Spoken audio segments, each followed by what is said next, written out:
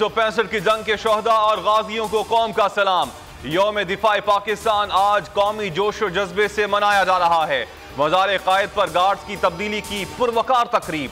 पाक फजाइया के कैडेट्स ने फराइज संभाल लिए। नेवल हेडक्वार्टर्स में एडमिरल अमजद खान नियाजी ने यादगार शोहदा पर फूल चढ़ाए।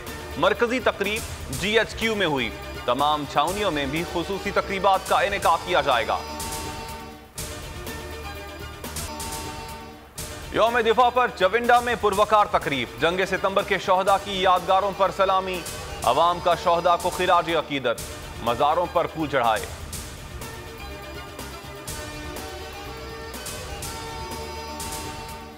मुल्क में कोरोना की चौथी लहर के बाद मजीद 57 अफराद प्यारों को रोता छोड़ गए।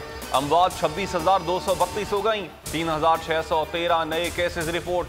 शरह 6.32% रही। सिंध में कोरोना से 5 जाँ बहक। तमाम अफराद का ताल्लुक कराची से है। सिंध के स्कूल्स में वैक्सीनेशन मुहिम का आज से आगाज। 9वीं से 12वीं जमात तक के तलबा को वैक्सीन लगवाने के लिए वालिदैन से रजामंदी का सर्टिफिकेट लेने का फैसला।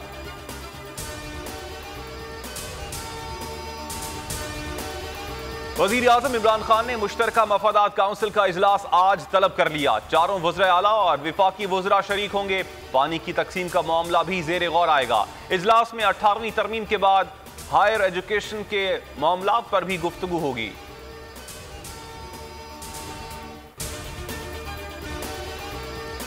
और न्यूजीलैंड और इंग्लैंड के खिलाफ T20 सीरीज और ICC mains T20 world cup 2021 के लिए कौमी स्क्वाड का ऐलान आज किया जाएगा।